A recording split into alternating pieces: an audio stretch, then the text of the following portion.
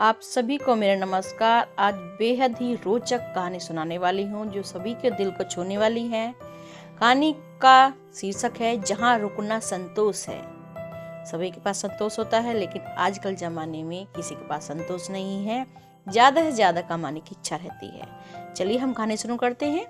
KBC हाल ही में serial चल रहा है, उसमें एक नीरज सक्सेना ने फर्स्ट फिंगर राउंड में सबसे तेजी से जवाब देकर हॉट सीट पर जगह बनाई।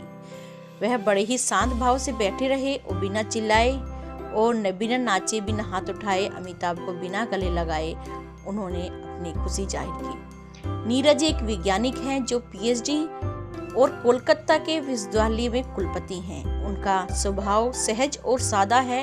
उन्होंने खुद को भाग्यशाली माना है कि उन्होंने डॉक्टर एपीजे अब्दुल कलाम के साथ काम करने का अवसर मिला और बताया कि वह पहले केवल अपने बारे में सोचते थे, लेकिन कलाम साहब से मिलने के बाद उनका दूसरों के लिए नजर बदल गया और वो दूसरों के बारे में सोचना शुरू कर दिया और देश के बारे।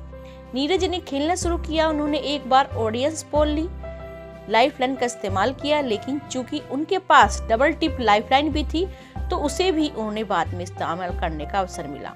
उन्होंने सभी सवालों के जवाब सहजता से दिए, अपनी बुद्धिमत्ता से दिए और उन्होंने 3,20,000 की रकम जीत ली। उसके बराबर बोनस जाति जीत ली और फिर ब्रेक हुआ। ब्रेक के बाद जैसे ही अमिताभ बच्चन और नीरज जी हॉट सीट पे आए, अमिताभ बच्चन ने घोषणा की, चलिए डॉक्टर साहब आगे बढ़ते हैं। 11वां सवाल आता है। नीरज तभी बोले, सर मैं गेम छोड़ना चाहता हूँ।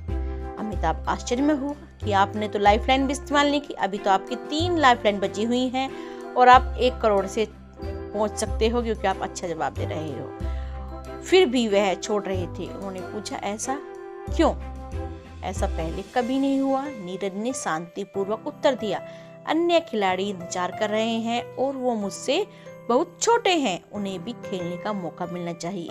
मैंने पहले कभी भी ऐसा नहीं किया है, किसी को मौका नहीं दिया। मैंने पहले भी बहुत से पैसे जीत लिए हैं और मुझे लगता है कि मेरे पास काफी है और मेरी इच्छा इतनी ही है बस, और मुझे इच्छा नहीं है जीतने की।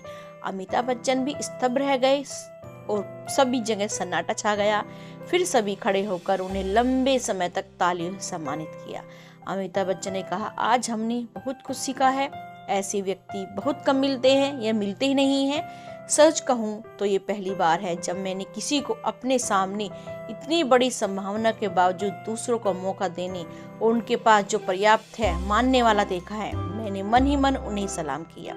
आजकल लोग केवल पैसे के पीछे दौड़ रहे हैं, चाहे जितना भी कमा ले संतोष नहीं है और लालच खत्म नहीं होता है। इस दौड़ में वे परिवार, नींद, खुशी, प्रेम और दोस्ती खो रहे हैं। ऐसे समय में डॉक्टर नीरज सक्सेना जैसे लोग अनुस्मारक बनकर आते हैं। आज के समय में संतुष्ट निस्वार्थ लोग मिलना मुश्किल है। उनके खेल छोड़ने के बाद एक लड़की ने हॉट सीट पर जगह बनाई और अपनी कहानी सुनाई। उसने बताया कि मेरे पिता ने हमें, मेरी माँ समेत हमें घर से निकाल दिया था क्योंकि हम 3 बेटी हैं और अब हम अनाथालय में रहते हैं। मैंने सोचा अगर नीरज ने छोड़ने का फैसला न किया होता तो मैं यह अंतिम दिन के होने के कारण किसी और मौका नहीं मिलता। उनके इस त्याग के कारण इस गरीब लड़की को कुछ पैसे कमाने का अवसर मिल जाएगा। आजकल लोग अपनी संपत्ति में से 1 पाई भी छोड़ने के लिए तैयार नहीं होते। इसके लिए हम झगड़े और यहाँ तक कि हत्याएं भी कर जाते हैं अपने स्वार्थ के लिए। लेकिन ये उदाहरण आप सुनिए और इसको गुनिए। ईश्वर ऐसे लोगों में बसते हैं जो दूसरों और देश के लिए सोचते हैं। मैं इस महान व्यक्ति को जीवन भर नहीं भूलूंगा। मुझे खुशी है कि मुझे आज एक अद्वितीय व्यक्ति के बारे में लिखने का मौका मिला। मैं जानती हूँ आप ये कहानी सुनकर और जो मुझे खुशी हुई है, इस प्रकार खुशी आपको ही मन हो रही होगी।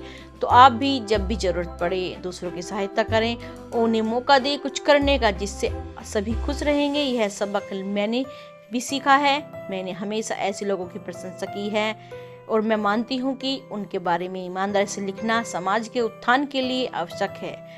राम रक्षा स्तोत्रम मंत्र आप चाहें तो पढ़ लीजिए।